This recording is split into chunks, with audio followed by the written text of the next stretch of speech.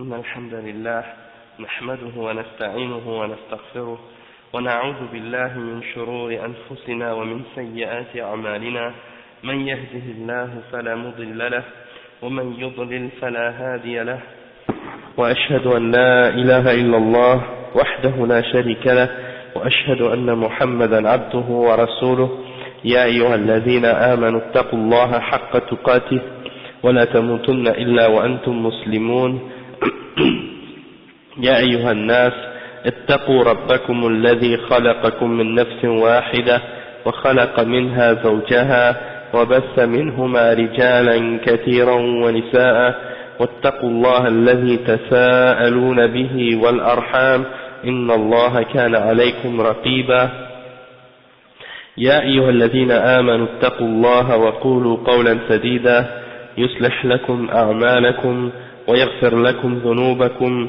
ومن يطع الله ورسوله فقد فاز فوزا عظيما وإن خير الكلام كلام الله وخير الهدي هدي محمد صلى الله عليه وسلم وإن شر الأمور محدثاتها وكل محدثة بدعة وكل بدعة ضلالة وكل ضلالة في النار أما بعد. Donc on va continuer, aujourd'hui c'est le cours numéro 5 dans le dars de Kashf al-Shubuhat. Donc la semaine passée on avait commencé à expliquer le verset قُلْ بِفَضْلِ اللَّهِ وَبِرَحْمَتِهِ فَبِذَلِكَ فَلْيَفْرَحُوا هُوَ خَيْرٌ مِمَّا يَجْمَعُونَ. Dit c'est par la grâce d'Allah subhanahu wa ta'ala, c'est de la grâce d'Allah et c'est de sa miséricorde, c'est de ça que vous devez vous réjouir, hein?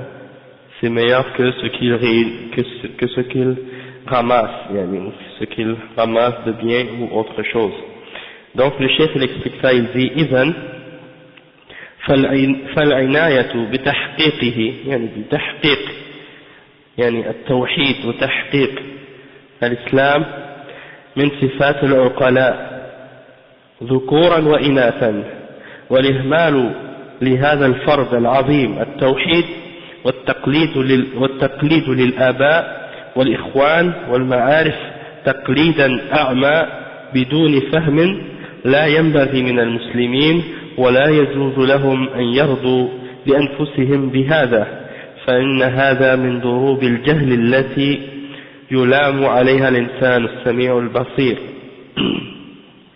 Donc le cheikh il dit donc de s'occuper et d'avoir un intérêt pour réaliser les buts du tawhid, de l'unicité d'Allah subhanahu wa ta'ala. Ça fait partie des caractéristiques des gens qui ont la raison, que ce soit des hommes ou des femmes, et de négliger ce principe-là qui est obligatoire, qui est la plus grande obligation dans l'islam, le tawhid, soit parce qu'on a suivi aveuglément nos frères ou nos pères, ou bien les gens qu'on connaît d'une façon aveugle, sans compréhension, et bien ça doit jamais se produire de la part des musulmans, et ce n'est pas permis pour quiconque a reçu le don de la vue et de l'ouïe de la part d'Allah subhanahu wa ta'ala, et ça fait partie en réalité des catégories d'ignorance que l'être humain est blâmé de posséder ces caractéristiques d'ignorance-là, c'est-à-dire de se baser sur at-taqlid al-a'ma, c'est-à-dire de suivre d'une façon aveugle qu'est-ce que les gens racontent pour comprendre notre religion. Après il dit إذن من أعطاه الله تبارك وتعالى ذلك فذلك فضل الله فضل من الله ورحمة يغبط به أو يغبط عليها ويجب أن يحمد الله عليها ليلا ونهارا سرا وعلنا وينشرها وهذا من شكر النعمة والمراد بالنشر تعليم الناس ما علمه العالم من العلم الشرعي. Je pense qu'on a lu ça déjà, si je ne me trompe pas. C'est pas grave. Le cheikh il dit donc celui à qui Allah subhanahu wa ta'ala lui a donné cette chose, c'est-à-dire le tawhid, ok, Alors ça c'est une des plus grands mérites, une des plus grandes miséricordes d'Allah subhanahu wa ta'ala, et c'est de ça que quelqu'un doit se réjouir, et il doit remercier et glorifier Allah subhanahu wa ta'ala de ce mérite-là, de cette grâce-là qu'Allah lui a fait, jour et nuit. Il doit le faire également, remercier Allah ouvertement et intérieurement, et il doit répandre ça, hein, il doit faire répandre cette connaissance également, et ça fait partie d'être reconnaissant de la miséricorde et de la grâce d'Allah subhanahu wa ta'ala. Et lorsque on reçoit cette connaissance-là, il ne faut pas la garder pour nous-mêmes, il faut l'enseigner aux autres. Si on la garde pour nous-mêmes, eh ben, c'est contraire à justement le fait qu'on a reçu cette grâce-là, c'est comme une forme d'ingratitude envers Allah subhanahu wa ta'ala. Et lorsqu'on est reconnaissant envers Allah subhanahu wa ta'ala, eh bien il faut faire transmettre cette connaissance-là autour de nous. Ça fait partie de, comme le cheikh dit, shukrun ni'ma, remercier une grâce. Le cheikh dit ensuite, wal ayatul karima khitabun lin nabi sallallahu alayhi wa sallam, wal khitabu lin nabi sallallahu alayhi wa sallam khitabun li jami'i ummati.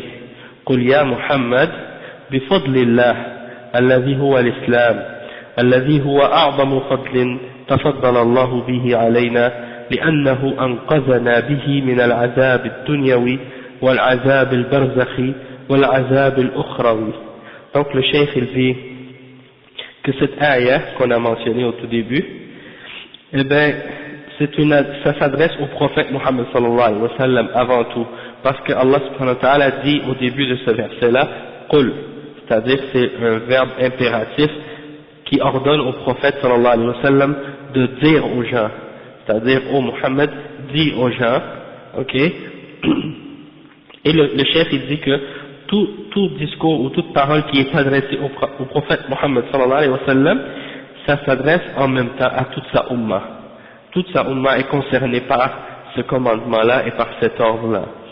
Donc il dit, dis ô Muhammad, par la grâce d'Allah subhanahu wa ta'ala, c'est-à-dire c'est de la grâce d'Allah qui est l'islam et qui est la plus grande grâce et la plus grande forme de miséricorde qu'Allah subhanahu wa ta'ala a pu envoyer aux êtres humains et par laquelle il nous a sauvés du châtiment de l'au-delà, du châtiment dans le barzakh et du châtiment dans cette dunya.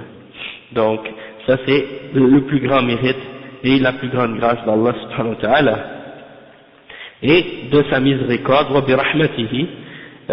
وبرحمته أنزل القرآن الكريم ورحم به الأمة لأن الله جعله تبيانا لكل شيء وهدى ورحمة وبشرى للمسلمين.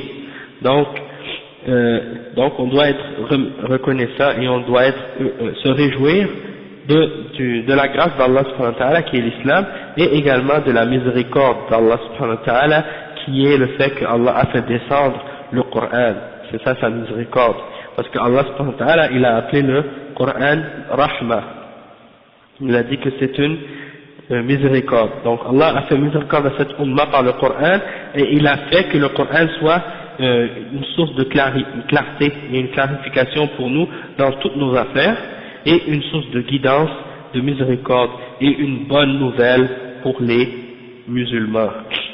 Donc le cheikh dit ensuite, فعليك أيها المسلم أن تفرح بالإسلام وأن تفرح بالقرآن وأن يكون هذا الفرح فرحا شرعيا يدعوك إلى العمل للإسلام ومحبته والعيش في ظله ومحبة القرآن والعناية به وعناية بتلاوته وعناية بتدبر معانيه ومعرفة أحكامه وعناية بتعليمه وعناية بكثرة التلاوة والتكرار لما جعل الله في ذلك من كثرة الحسنات وتكفير السيئات.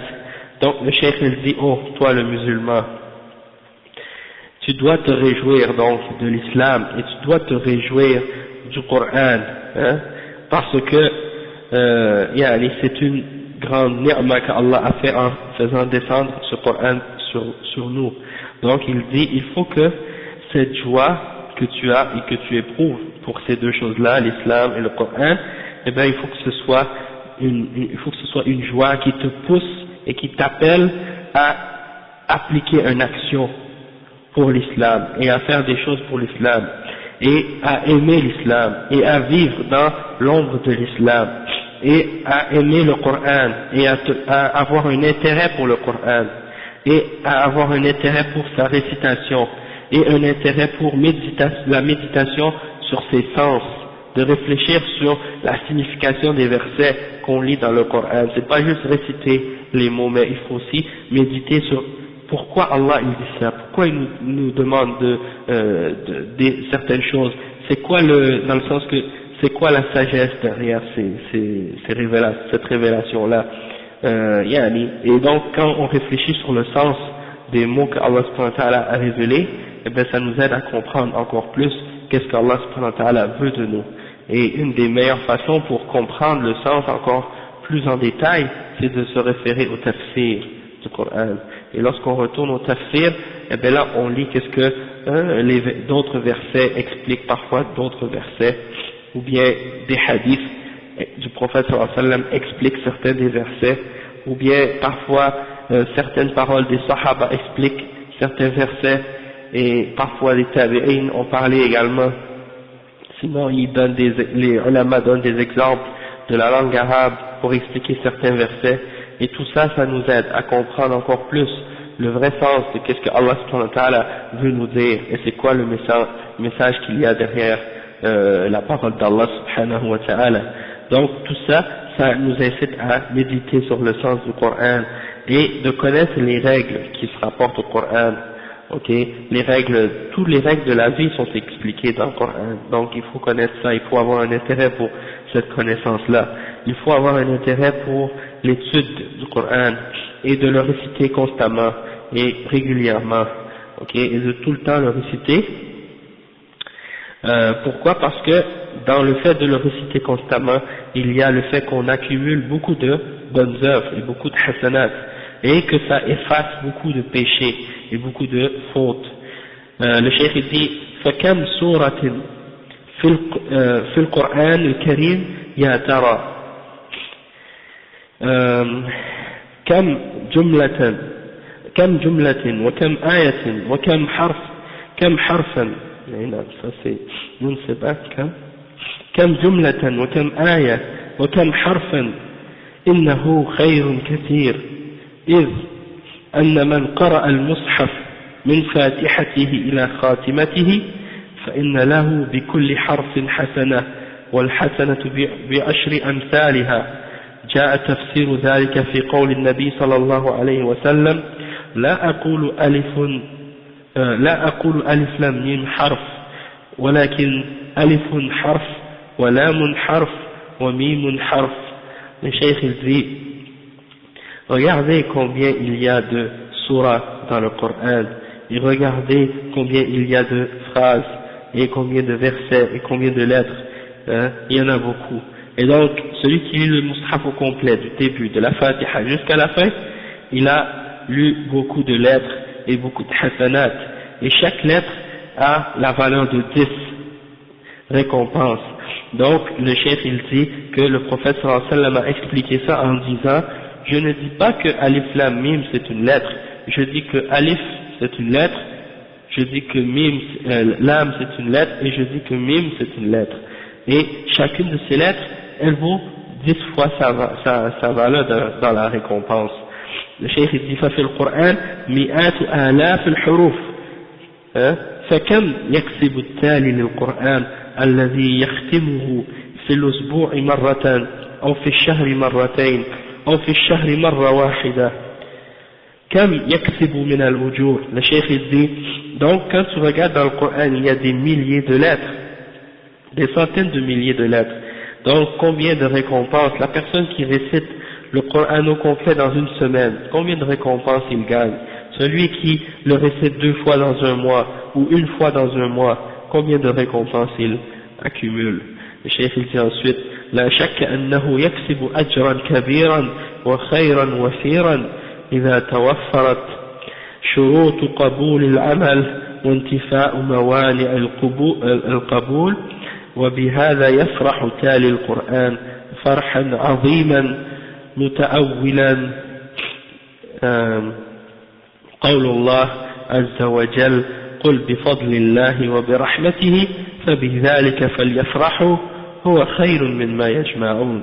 Donc le cheikh il dit, donc celui qui a récité le Coran de cette façon, il n'y a pas de doute qu'il aura accumulé une grande récompense, hein, et que bien entendu pour que ces récompenses-là soient acceptées, il faut qu'il ait disons respecté les conditions qui fait en sorte que ces actions seront acceptées.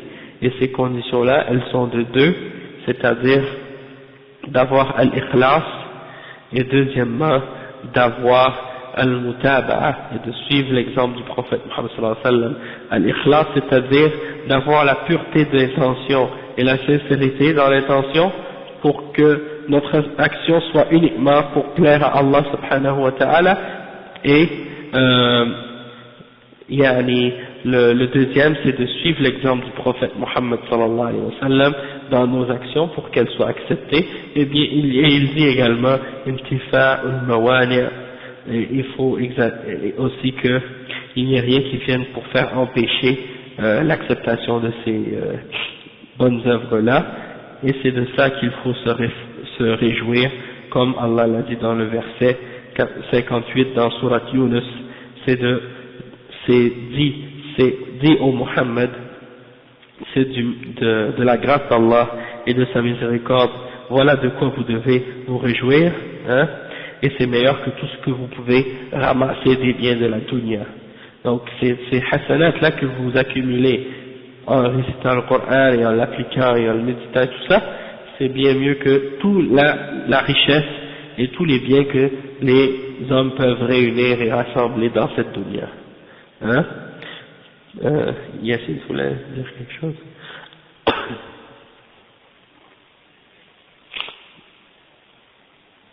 Non, bien sûr, Akhi.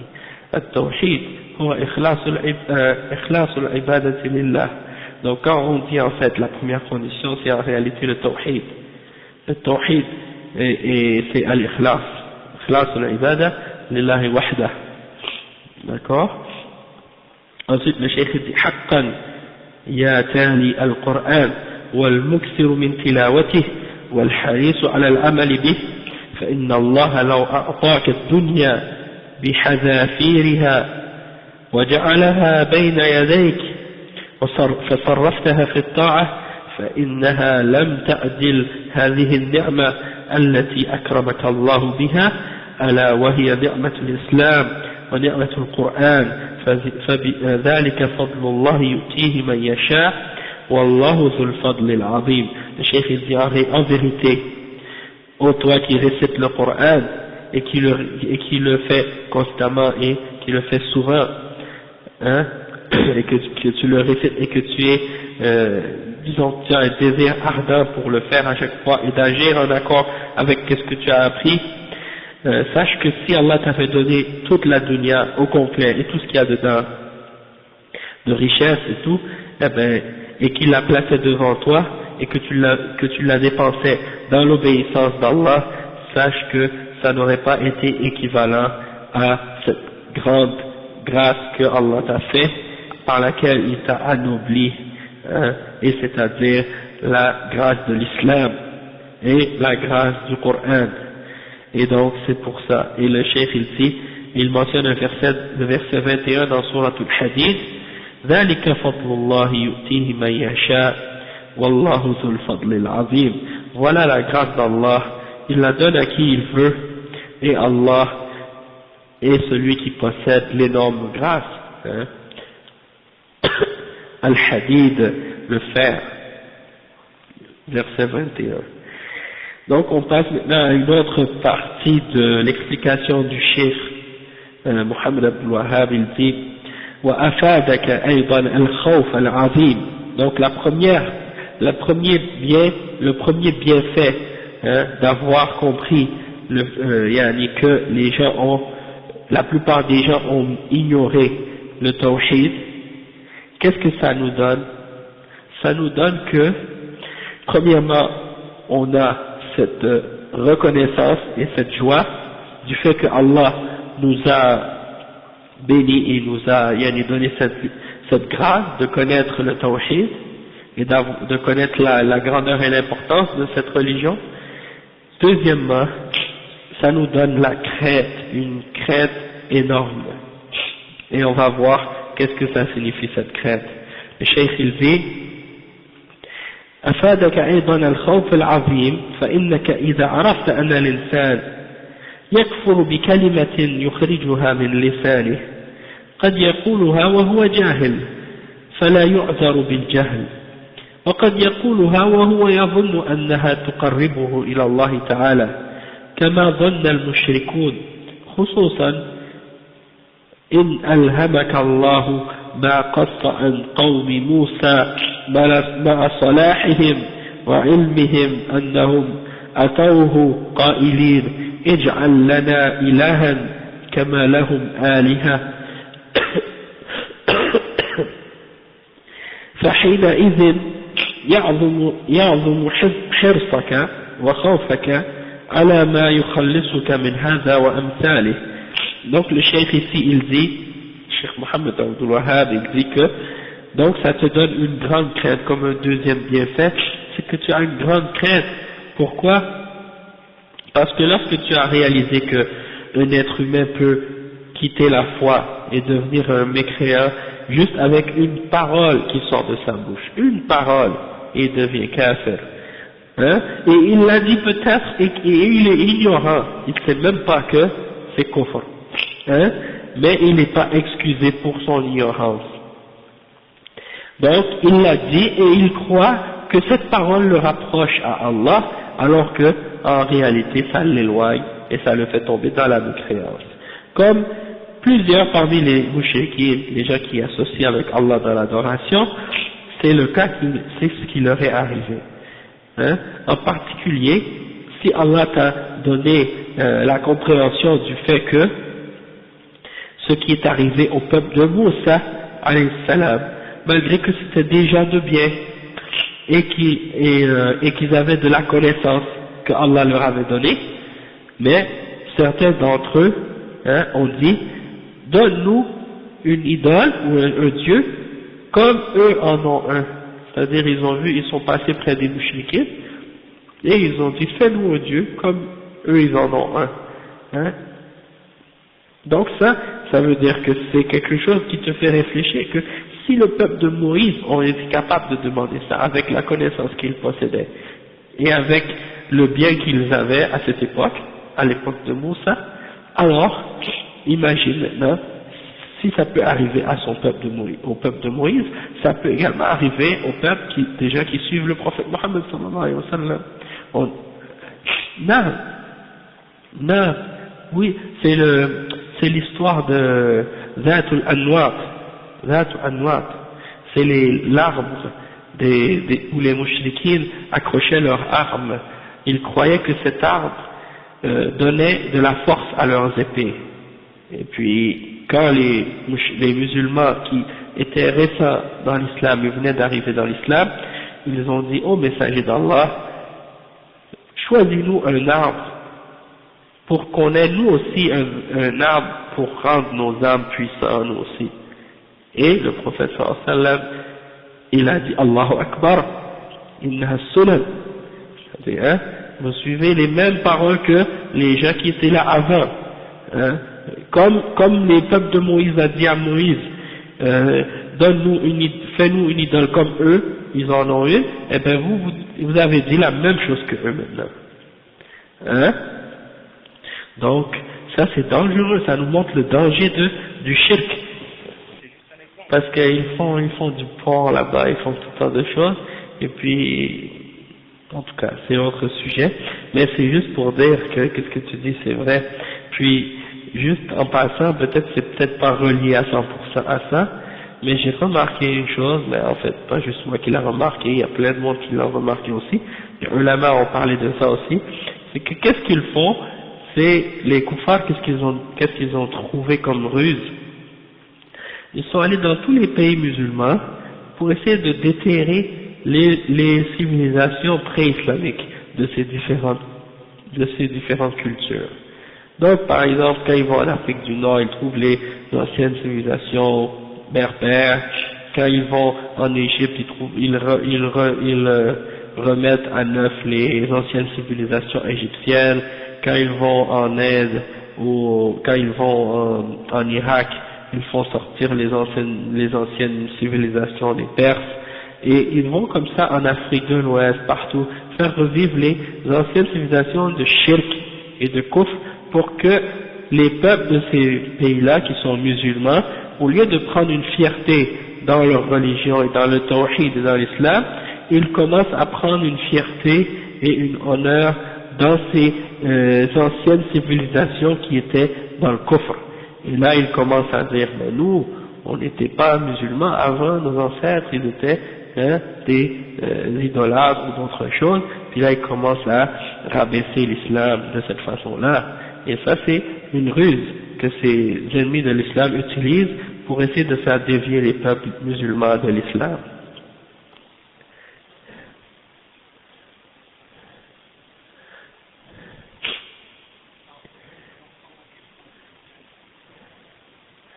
Pour qu'ils se battent entre eux. Ouais, ils font toujours ça. C'est leur, ça fait partie de leur caractéristique. Divide and conquer. Hein? Farriq tasud en arabe, divise et diviser pour régner en français. Non. Ok.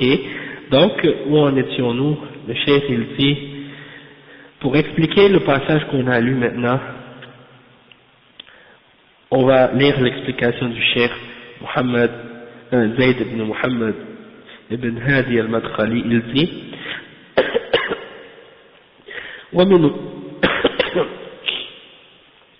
ومن هنا وجب التوقي عند النطق باللسان، فإن الله سائل كل ناطق، إن الله سائل كل ناطق عما نطق به، إذ هو إما له وإما عليه، ويخشى أن لا يعذر بالجهل وهو متمكن من التعلم وقادر عليه، فإن تقتضي الخير فهو في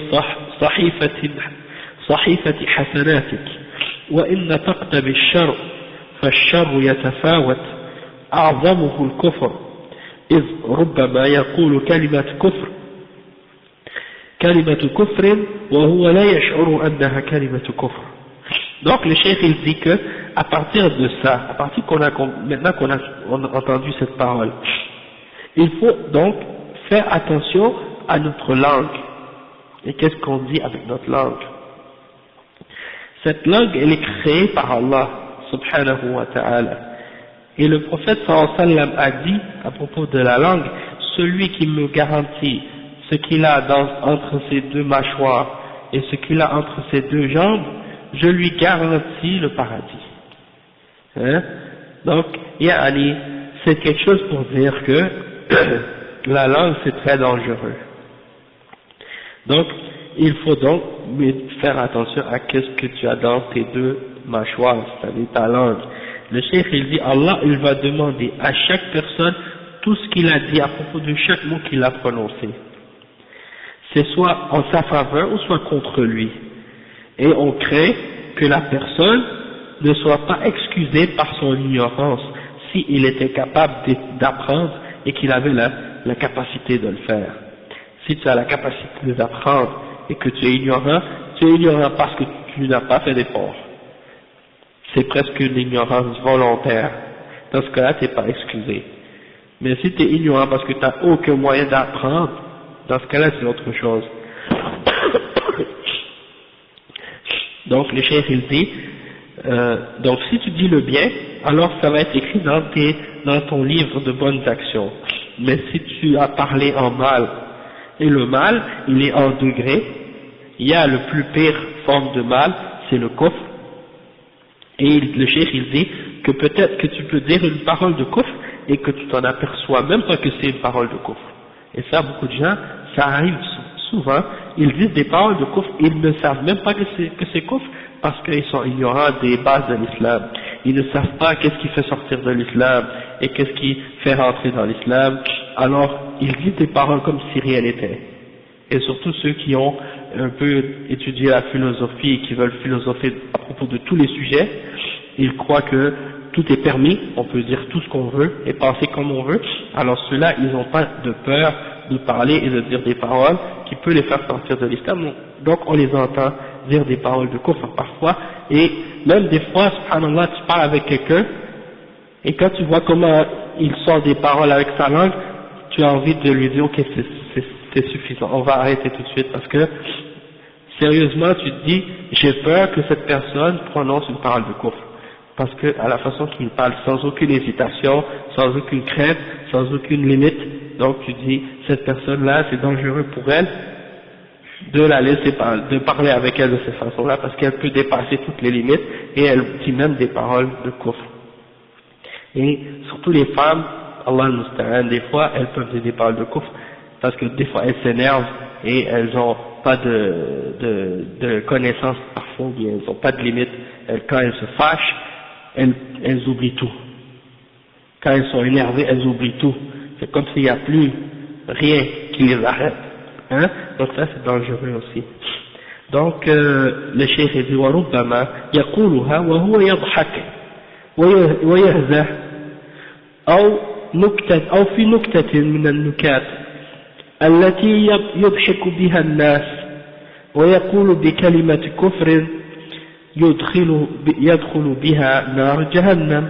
Le cheikh dit peut-être même que la personne il dit cette parole là dans le but de faire rire. Et juste pour faire une blague, il fait une blague, il raconte une blague aux gens pour faire rire les gens, et puis il dit une parole de kufr, et il rentre dans l'enfer à cause de cette parole. Hein? Et donc, le cheikh il dit, وَرُبَّمَا تَكُونُ تِلْكَ الْكَلِمَةِ سَبَبٌ فِي مُكْسِهِ الطَّوِيلِ فِي النَّارِ وَالْعِيَاذُ بِاللَّهِ. Et peut-être que cette parole, ça va être une cause qui va le faire rester longtemps dans l'enfer. وفي هذا المعنى يقول النبي صلى الله عليه وسلم إن العبد ليتكلم بالكلمة ما يتبين فيها يزل بها في النار أبعد ما بين المشرق والمغرب. C'est-à-dire, le cheikh il dit que ça peut, cette parole-là ou cette chose-là qu'on a expliquée, ça a été expliqué aussi par le prophète sallallahu alayhi wa sallam dans des hadiths. Et il en mentionne un qui est rapporté par Al-Bukhari et Muslim qui dit que une personne peut dire une parole et il ne réalise pas qu'est-ce qu'il y a dedans, et à cause de ça il tombe dans l'enfer d'une distance qui est entre les cieux et entre l'est et l'ouest. Donc ça veut dire que c'est dangereux la langue. Le cheikh dit وإذا كان الأمر كذلك فنحن في أمس الحاجة إلى حبس اللسان. Il dit donc si c'est comme ça la situation avec la langue, donc on a un grand besoin de prendre cette langue-là puis de la calmer, là, de la tenir en laisse, hein, ou pas la laisser aller là comme librement pour dire n'importe quelle parole. C'est vrai parce que ta langue peut te coûter ta vie. Un mot de trop, puis tu sais pas, mais dans certaines situations, dans certaines circonstances, une parole, ça peut te coûter la vie. Donc c'est pour ça qu'il faut voir l'importance de la langue. Le cheikh il dit وإلى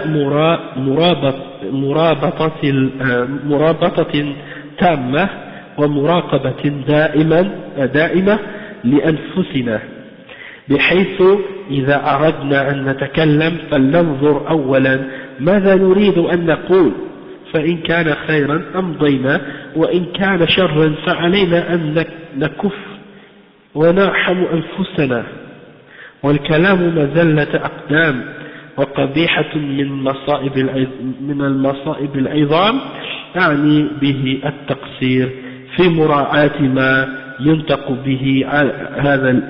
به هذا اللسان، صاحب الخطر العظيم إذا عدل به صاحبه عما خلق لأجله. Le cheikh il dit donc qu'il faut attacher cette langue et il faut la surveiller comme il faut tout le temps pour nous-mêmes, pour que si on a envie de parler, on a envie de dire quelque chose, eh ben, premièrement, on doit se demander pourquoi on veut dire cette parole-là. Est-ce que c'est bien? Et si c'est bien, oui, on peut le dire. Mais si c'est mauvais, alors on doit arrêter et avoir de la miséricorde pour nous-mêmes. Et la parole peut te faire glisser facilement et te faire tomber dans des gros problèmes. Donc, le cheikh il dit, donc, il faut donc faire attention et surveiller cette langue pour ce danger-là qui est très grand, qui peut faire détourner quelqu'un du but pour lequel il a été créé. وأكرر فأقول كلنا في أمس الحاجة إلى مراقبة ألسنتنا والمحافظة عليها حتى لا يستهوينا العدو فنقع في موبقاته، فلا يجوز أن نرسل من الكلام ما لا نحسب له حسابا، فالكل مسؤول عن كل كلمة ينطق بها. اقرأوا إن شئتم قول الحق تبارك وتعالى ما يلفظ من قول إلا لديه رقيب عتيد، إلا أن ننسى هذا المشهد وهذا الموقف فنرسل من الكلام ما لا يحصى بدون أن ننظر إلى عواقبه، ولكن الله جل عز وجل رحم ضعفنا وفتح لنا باب التوبة، فلنتب إلى الله من فلتات اللسان وشره ولنسخره في كل ما يعود علينا بالنفع دينا ودنيا. وقد قال النبي صلى الله عليه وسلم لما قال له معاذ وأنا لمؤاخذون بما نتكلم به قال ثقلتك أمك يا معاذ وهل يكب الناس في النار على وجوههم أو قال على مناخرهم إلا حصائد ألسنتهم. Donc le cheikh il a répété encore une fois qu'il faudrait surveiller nos langues, etc. pour pas qu'elles nous fassent tomber. Et il dit donc qu'il ne faut pas tomber dans commencer à parler beaucoup et sans surveiller qu'est-ce qu'on dit, parce que chaque mot qu'on prononce sera, on en sera responsable. Et on va nous poser des questions à ce sujet-là. Et il cite un verset qui dit il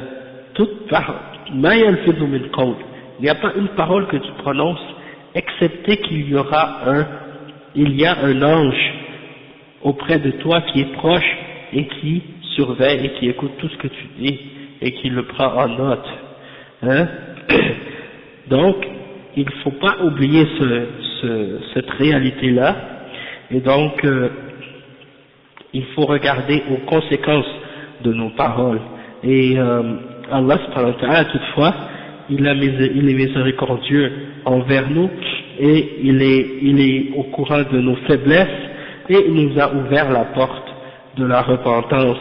Alors, repentons-nous à Allah des négligences de nos langues et du mal qu'on peut dire avec nos langues, et qu'on la mette au service du bien, pour que ça revienne sur nous avec un bienfait. Wa alaykum salam wa rahmatullahi wa barakatuh. Que ça nous amène un profit et un bien dans notre dunya et dans notre religion. Et regardez la parole du prophète sallallahu alayhi wa sallam, quand Mu'adh ibn Jabal lui a demandé: oh Mu'adh, est-ce que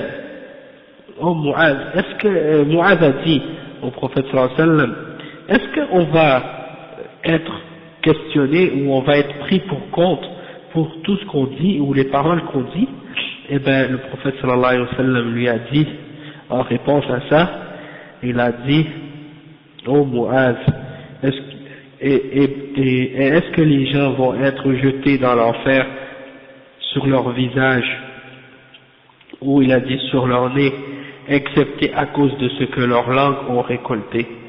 Donc ça veut dire que une des causes qui va faire en sorte qu'on va être jeté dans l'enfer sur notre face ou bien sur notre nez, eh ben ça va être les choses que notre langue a récoltées. Et ça c'est rapporté par Ahmad et At-Tirmidhi et Ibn Majah, et c'est un hadith sahih, comme l'a dit Cheikh Al-Albani dans Sunan Ibn Majah, Sahih Sunan Ibn Majah. Ensuite le Cheikh il continue, il dit: فقد مضى معنا الدروس في الدروس السابقة. Ici il fait comme un retour en arrière, un petit résumé de qu'est-ce qu'on a vu dans le cours passé. Ouais, al-uzru bil jahl. Ouais, on va y revenir à ça. Il n'en a pas détaillé grand chose ici. Ouais, de Ibn Uthaymin. Ouais, on va y revenir sur cette question de al-uzru bil jahl, incha'Allah. الشيخ الزي: فقد مضى معنا في الدروس السابقة تعريف التوحيد بمعناه العام، وتعريف كل نوع من أنواع التوحيد الثلاثة: توحيد الألوهية، وتوحيد الربوبية، وتوحيد الأسماء والصفات. وعرفنا أن هذه الأنواع الثلاثة متلازمة من حيث الدلالة على المعنى، أي إن التوحيد الربوبية يستلزم توحيد الألوهية، بمعنى أن من أقر بربوبية الله لزمه أن يوحده ولا يشرك به شيئا. فتوحيد الألوهية يتضمن توحيد الربوبية، بمعنى أن من أفرد ربه بكل عبادة فإن هذا الإفراد يتضمن الإقرار بربوبية الله، وأنه الخالق الرازق المحيي المميت المتصرف في ملكوت السماوات والأرض، لا إله غيره ولا رب سواه. وهذين النوعين توحيد الألوهية وتوحيد الربوبية يستلزمان توحيد الأسماء والصفات، فكل من أقر بربوبية الله ووحدانيته لزمه الإيمان بالأسماء والصفات التي ذكرها الله لنفسه في القرآن وذكرها النبي صلى الله عليه وسلم في صحيح السنة، وكل هذا مضى في الدرس السابق. Cheikh il dit que on a expliqué dans les cours précédents le tawhid, l'unicité d'Allah d'une façon générale, et on a expliqué chacune de ces catégories une après l'autre. Tawhid al-uluhiyya, c'est-à-dire le tawhid dans l'adoration, c'est-à-dire unifier Allah dans son adoration. Ensuite unifier Allah dans sa souveraineté, le fait qu'il est le créateur, le maître, le pourvoyeur, celui qui donne la vie et la mort et qui contrôle toutes choses. Et le tawhid, c'est-à-dire l'unicité dans les noms et les attributs d'Allah subhanahu wa ta'ala. Et on a expliqué chacune de ces trois catégories-là, et on a expliqué qu'elles sont également toutes reliées entre elles. Une implique l'autre, et elles sont donc toutes les trois reliées ensemble, on ne peut pas les séparer. Elles sont toutes collées et toutes reliées une avec l'autre. Si tu en enlèves une, ça fonctionne plus, il n'y a plus de tawhid. Il faut absolument qu'elles soient ensemble, d'accord? Et le chef il explique de quelle façon elles sont reliées ensemble. Elles sont reliées ensemble dans le sens que si tu parles du tawhid dans la souveraineté d'Allah, eh bien ça implique l'unicité d'Allah ou le tawhid dans l'adoration également. Ok?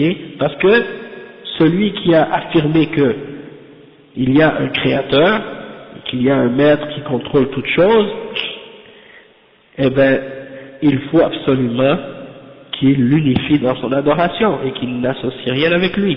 Hein, si je te dis, il y a un Dieu, et lui il a tout créé, et c'est lui le maître de toutes choses, et c'est lui qui donne la subsistance, et c'est lui qui est le créateur, etc. Donc comment tu vas laisser ce Dieu-là et tu vas aller demander à une autre créature quelque chose en dehors d'Allah. Ça c'est contradictoire. Tu peux pas affirmer l'unicité d'Allah dans sa souveraineté, puis après contredire ça dans l'adoration et adorer autre ou associer d'autres avec Allah. Ça c'est une contradiction. Dans ce sens-là, Tawhid al-Rububiyyah et Tawhid al-Uluhiyyah, les deux sont collés ensemble par ce sens-là. Hein? Et ensuite il donne un autre exemple et il dit que dans le sens contraire c'est également vrai. Dans le sens contraire c'est également vrai. C'est-à-dire celui qui a uniquement adoré Allah seul et mis son espoir en Allah seul et mis sa crainte en Allah seul et aimé Allah plus que tout, hein? Et donc celui-là qui a adoré Allah, qui a fait ses doigts juste pour Allah, sa prière pour Allah et son hajj pour Allah et tout ce qu'il a fait comme adoration uniquement pour Allah, eh bien ça implique qu'il a cru à la souveraineté et à l'unicité d'Allah dans sa souveraineté et qu'il est le seul maître et le créateur, hein? Donc dans les deux sens ils s'impliquent l'un et l'autre. Ensuite le cheikh il dit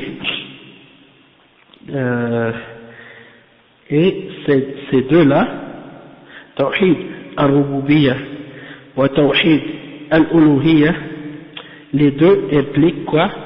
Ils impliquent l'unicité d'Allah dans ses noms et dans ses attributs. Donc toute personne qui a affirmé la souveraineté d'Allah subhanahu wa ta'ala, eh bien il faut absolument qu'il reconnaisse et qu'il croit en ses noms et en ses attributs de perfection qu'Allah s'est donné à lui-même dans sa révélation dans le Coran et que le prophète sallallahu alayhi wa sallam a mentionné dans la Sunna. D'accord? Donc ça c'est, alhamdulillah, des points qui sont clairs. Il dit qu'on a expliqué ça dans les cours passés. Ensuite il dit كما مضى أيضا بيان أركان لا إله إلا الله ومعرفة شروطها بالتفصيل المختصر. Il dit on a également expliqué les piliers de la ilaha illallah et on a expliqué également les conditions de la ilaha illallah de façon générale, de façon résumée disons. Ensuite il dit وكما مضى معنا أيضا أن دعوة الرسل والأنبياء جميعا تبدأ ويفتتحونها بالدعوة إلى توحيد الله عز وجل والتحذير من الإشراك به. Tous les messagers, on a expliqué ça, tous les messagers commencent toujours leur da'wa et leur appel par l'appel à l'unicité d'Allah, le tawhid d'Allah subhanahu wa ta'ala, et l'avertissement de l'association du shirk. Ok?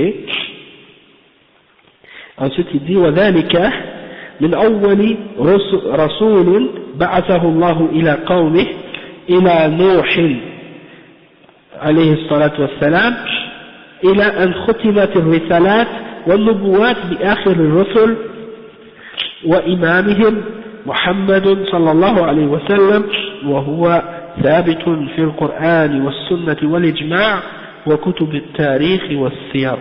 Le cheikh dit qu'ils ont tous les messagers,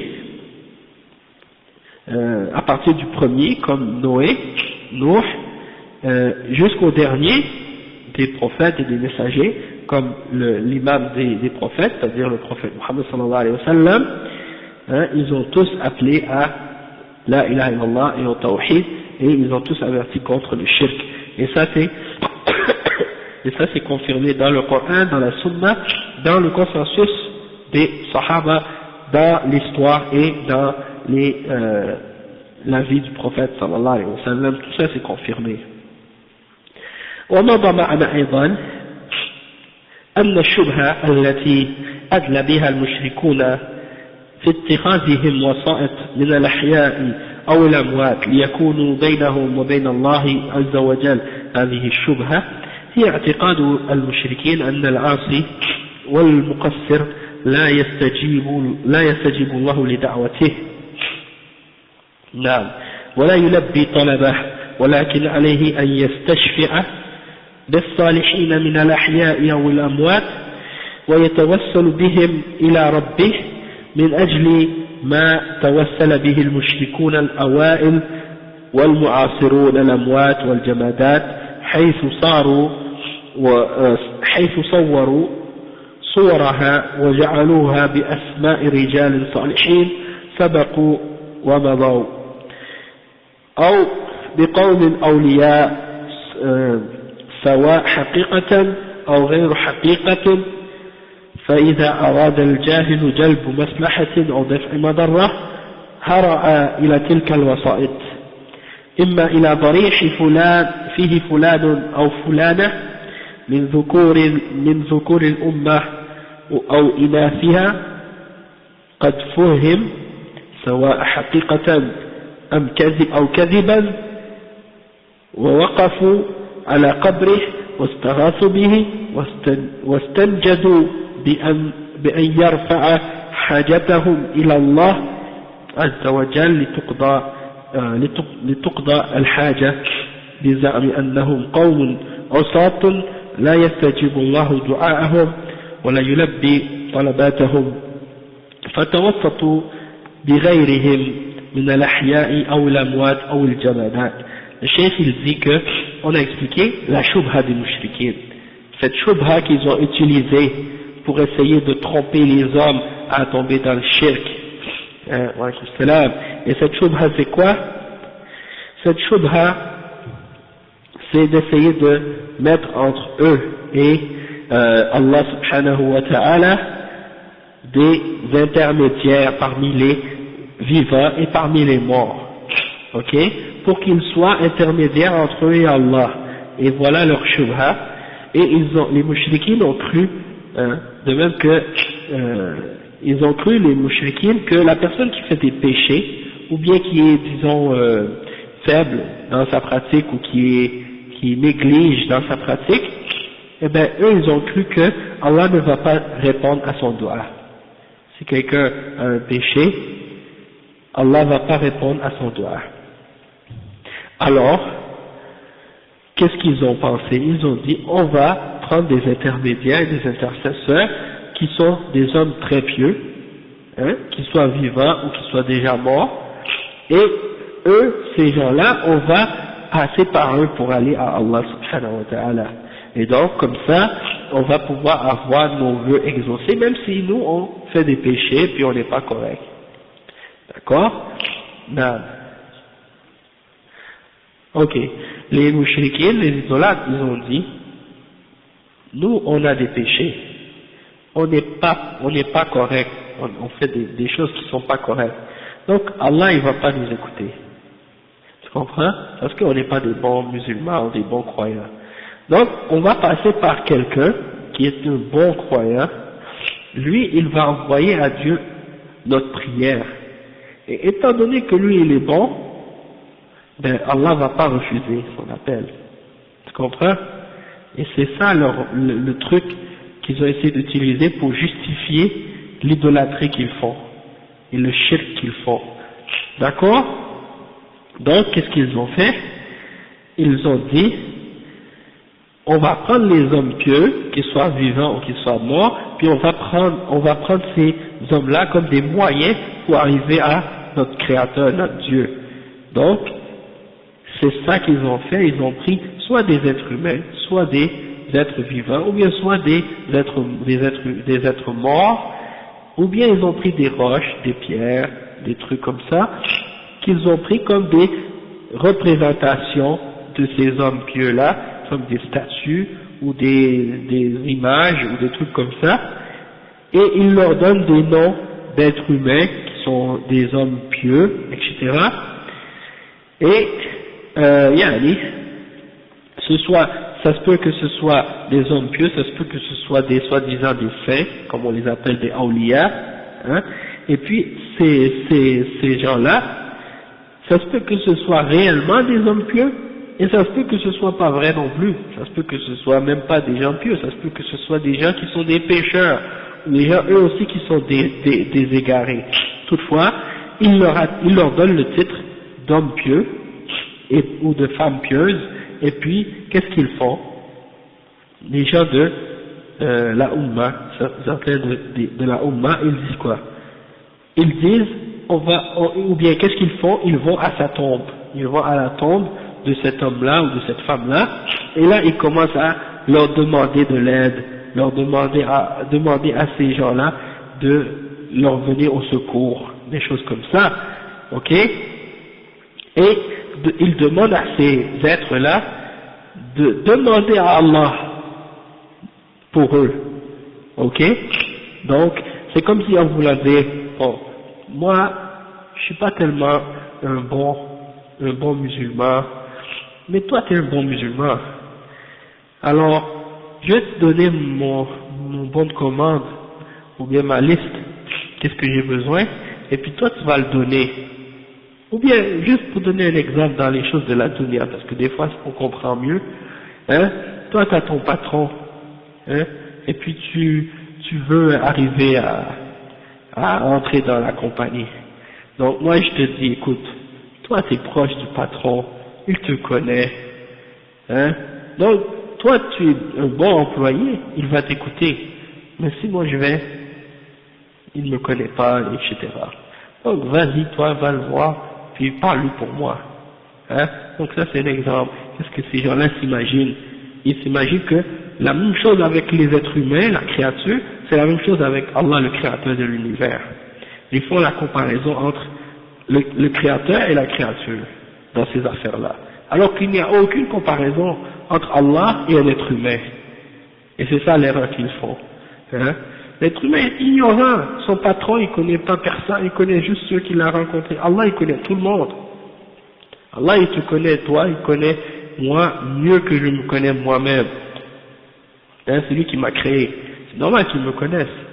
Il n'a pas besoin de quelqu'un pour me présenter à lui, ou pour passer pour me montrer à lui.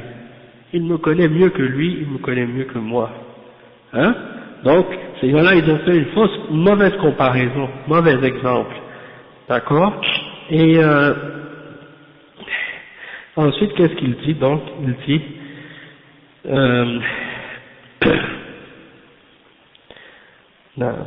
donc il s'imagine, ces gens-là qui ont fait des péchés, que Allah ne va pas répondre à l'appel de quelqu'un qui a fait un péché dans les choses qu'il demande. Donc ils prennent d'autres intermédiaires, comme on a dit, que ce soit des êtres vivants ou des êtres morts, ou bien des choses inertes, comme des roches, des pierres, des arbres ou d'autres trucs. Après il dit وهذا هو عين الشرك الأكبر كما أسلفنا الذي قاتل النبي صلى الله عليه وسلم محمد صلى الله عليه وسلم قاتل أولئك الكافرين المشركين الذين اتخذوا من دون الله شفعاء ووسائط بزعمهم أنهم يقربونهم إلى الله زلفى كما في قول الله عز وجل ما نعبدهم إلا ليقربونا إلى الله زلفى. Donc le cheikh il dit que ce qu'ils font là, c'est ça en réalité qui est le shirk lui-même. C'est ça le shirk akbar, le plus grand forme de shirk majeur, ok, qui fait quitter quelqu'un la foi et l'islam. Donc il dit, et c'est ces gens-là qui faisaient exactement la même chose que le prophète sallallahu alayhi wa sallam a combattu à son époque. Il les a combattus, les mouchriquines, qui faisaient exactement ces mêmes choses-là. Quraysh faisait exactement ça. Ils prenaient entre eux et Allah des intercesseurs et des intermédiaires, et ils essaient de se rapprocher par ces intermédiaires-là à Allah subhanahu wa ta'ala, comme Allah il dit même à propos des mouchriquines, hein, car Allah il dit à leur sujet qu'il disait Ma na'buduhum illa liyuqarribuna ila Allah zulfa. On les adore seulement pour qu'ils nous aident à nous rapprocher plus à Allah. Ok, ça c'est dans Surat al-Zumar, le verset 3. Après il dit كما عرفنا أن النبي صلى الله عليه وسلم بعث إلى هذه الأمة العرب والعجم والقاسي والداني واليهودي والنصراني والمجوس وغيرهم من أهل النحل والملل كلهم تعبدهم الله بما جاء به النبي صلى الله عليه وسلم من الشرع المطهر الذي هو دين الإسلام. نعم. لا يقبل الله سبحانه وتعالى من أحد سواه. قال عز وجل ومن يبتغي غير الإسلام دينا فلن يقبل منه وهو في الآخرة من الخاسرين.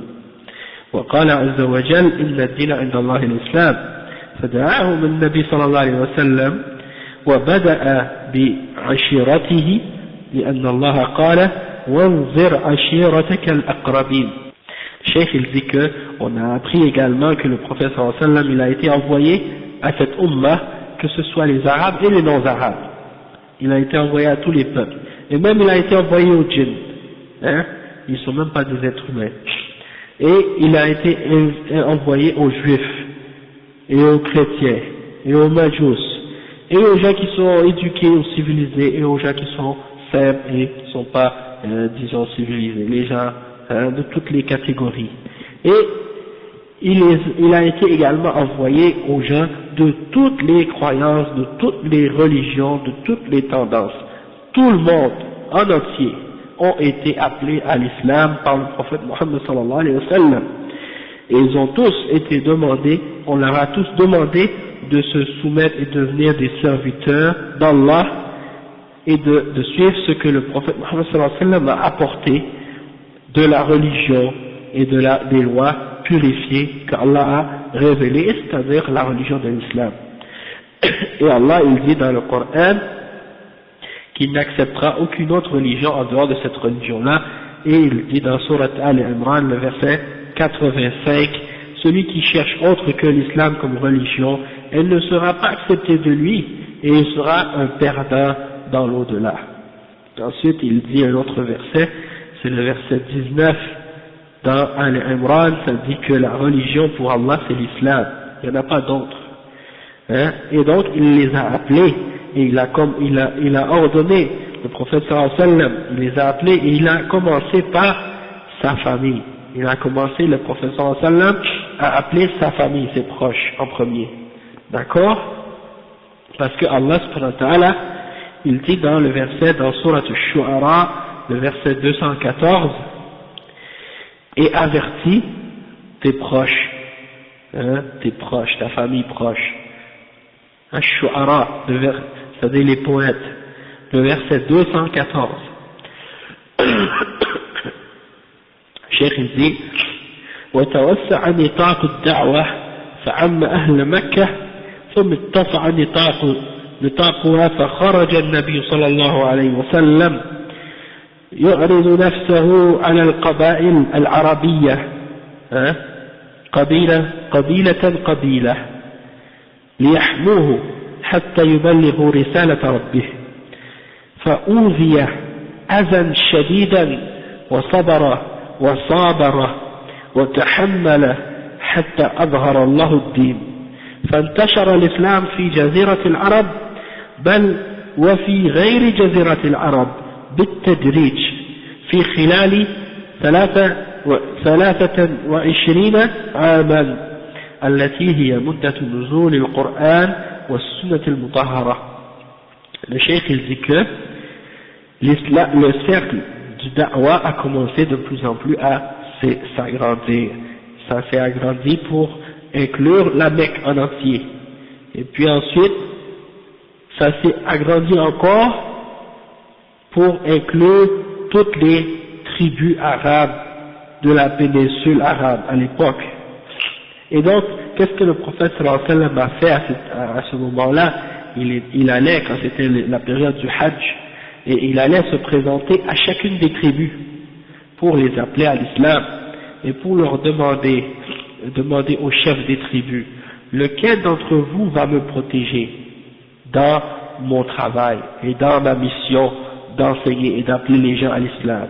Lequel d'entre vous va me défendre, va me supporter, va m'offrir son support? Parce que c'est une société tribale, société de tribus, et donc tu as besoin d'une protection, d'un support pour établir ton message. Et Allah subhanahu wa ta'ala, c'est lui qui le supporte et c'est lui qui le protège. Toutefois, Allah subhanahu wa ta'ala renforce sa religion par le support aussi des créatures et des hommes qui aident à répandre l'islam par la suite. D'accord? Mais qu'est-ce qui est arrivé?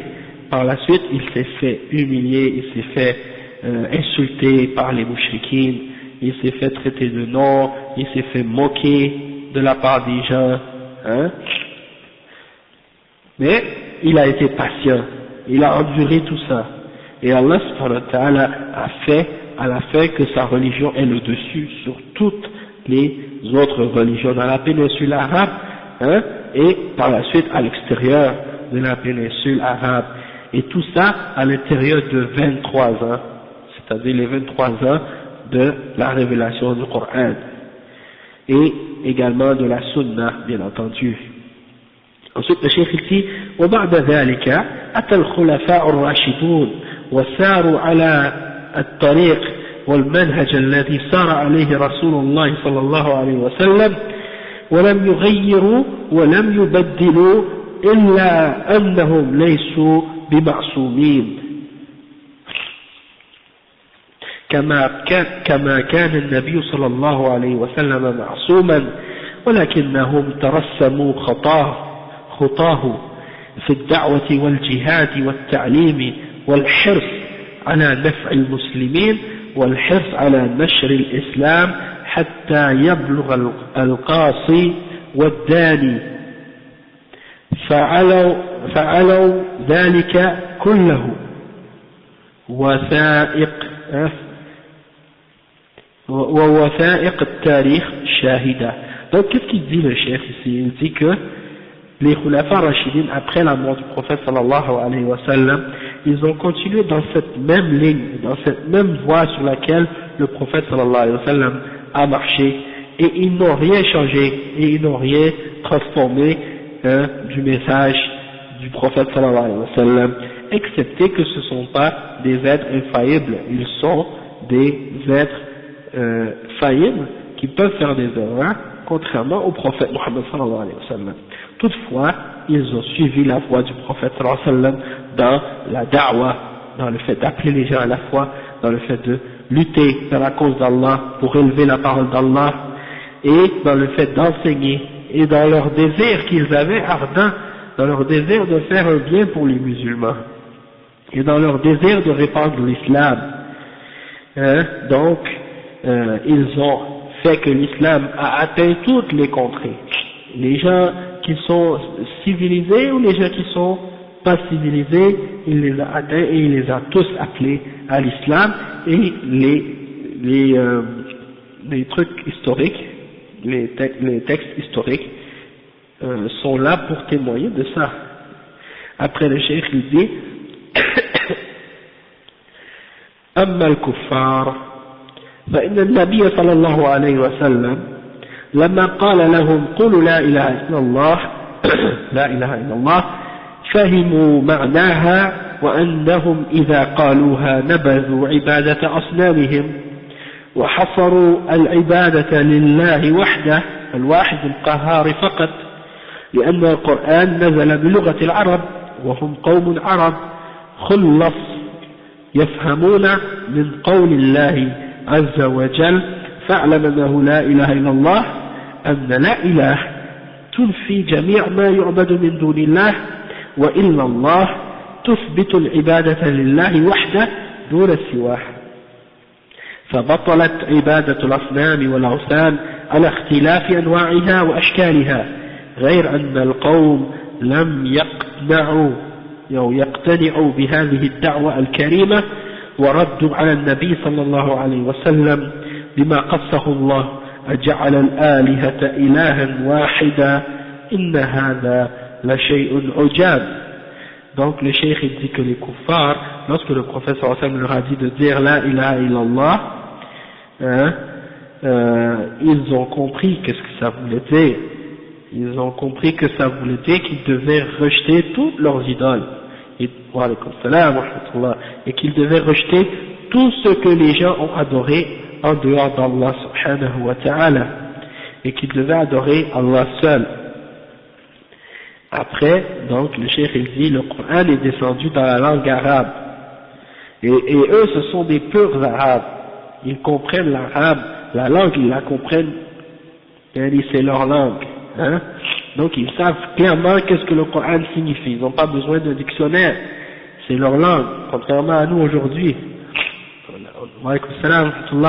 On a besoin de dictionnaires, de langue arabe classique pour comprendre qu'est-ce qu'Allah dit, parce que c'est plus la langue, même les Arabes, même ceux qui sont nés dans les pays arabes, c'est pas leur langue, la langue du Coran, c'est pas leur langue, c'est une langue étrangère, on peut dire. Si tu l'as pas étudiée, tu peux pas la comprendre, hein. Donc, ceux-là non. Ces Arabes-là, à l'époque du prophète sallallahu alayhi wa sallam, c'est direct, le message était clair, ils comprennent tout de suite qu'est-ce que ça signifie. Quand on leur dit la ilaha illallah, on n'a pas besoin de leur faire un dessin, ils savent qu'est-ce que ça veut dire, ils savent que c'est dangereux, ils savent pour eux que ça veut dire qu'ils doivent abandonner les idoles et laisser tomber tout ce qui est adoré en dehors d'Allah, et ça les dérange, d'accord? Donc, ils ont compris que la ilaha, c'est une négation de tout ce qui est adoré en dehors d'Allah, et illallah, c'est une affirmation que tu dois uniquement adorer Allah seul, et que ça vient annuler et détruire l'adoration de tout ce qui est adoré par les mushrikines, que ce soit des idoles ou d'autres choses qui sont adorées parmi les êtres humains, peu importe leurs caractéristiques ou leurs catégories. Wa alaykum salam wa rahmatullah. Donc, le cheikh il dit ensuite, ces gens-là, ils n'ont pas été convaincus par ce message. Hein? Beaucoup d'entre eux, ils n'ont pas cru, ils n'ont pas voulu croire, et ils ont répondu à cet appel-là par leurs paroles. Est-ce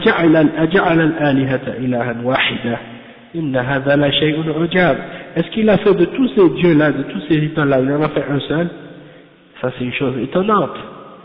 Ils ont trouvé ça quelque chose de bizarre, ils n'ont pas compris. Hein? Et donc ça veut dire que tu peux expliquer à quelqu'un le message de l'islam de la meilleure façon, et lui donner les meilleures explications, et avec toute la sagesse, et la gentillesse, et la patience, et tout ce qu'il faut, pour bien lui expliquer, comme le prophète sallallahu alayhi wa sallam a fait. Et, malgré tout, les gens n'acceptent pas. Aujourd'hui, il y a des gens qui ne comprennent pas. Pourquoi il y a des kuffars qui, quand on leur parle de l'islam, ils ne se convertissent pas tout de suite? Parce que c'est Allah qui guide, et c'est Allah qui égare. S'il voit qu'il y a du bien dans une personne, il ouvre son cœur à l'islam. Mais s'il voit que la personne, elle aime l'égarement, elle aime le mal, il la laisse dans son égarement. Et donc, il y a des mu'minines, et il y a des kuffars. Et les kuffars, c'est qui? C'est ceux qui refusent la vérité quand ils l'ont entendue. Donc il ne faut pas s'étonner s'il y a des gens qui n'acceptent pas votre da'wah quand vous leur parlez de l'islam. Il a choisi sa voie. Et Allah a déjà déterminé qui va au paradis, qui va en enfer. Déjà avant la création des cieux et de la terre.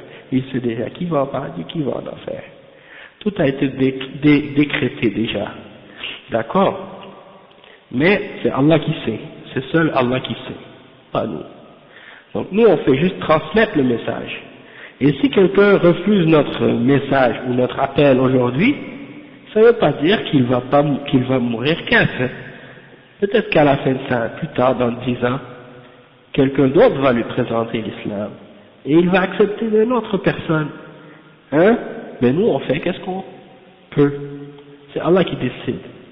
Par la suite, celui qui va être guidé ou non. Hein? Par sa sagesse et par sa miséricorde. Donc il faut comprendre ça, c'est important aussi.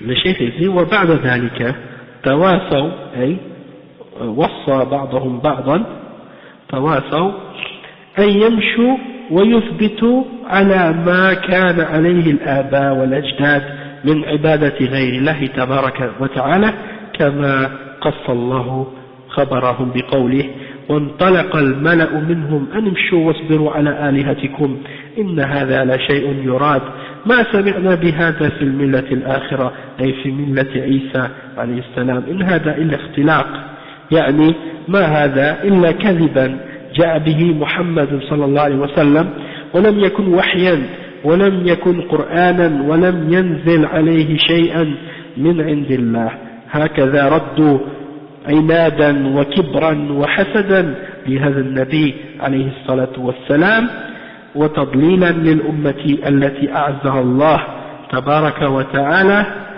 بهذه الرسالة الكريمة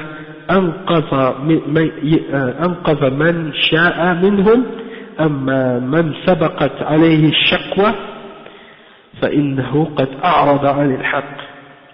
Donc le cheikh il dit que qu'est-ce qui est arrivé? Les mouchriquins, ils se sont encouragés les uns les autres dans disons à s'obstiner à adorer les idoles. C'est comme s'ils se sont dit à eux-mêmes, bon écoutez, marchons puis soyons patients et endurants dans l'adoration de nos idoles.